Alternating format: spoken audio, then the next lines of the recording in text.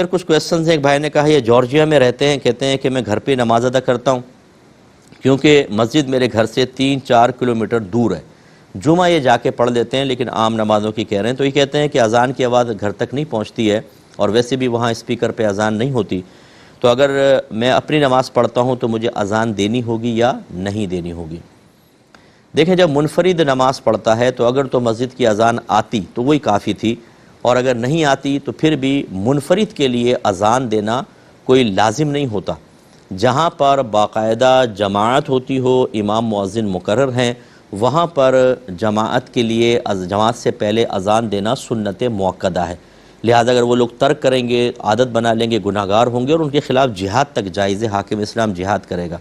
لیکن منفرد کے لیے واجب نہیں ہوتا, یہ سنت مؤکدہ بھی نہیں ہے, صرف زیادہ سنت غیر مؤکدہ یا مستحب کا درجہ ہے.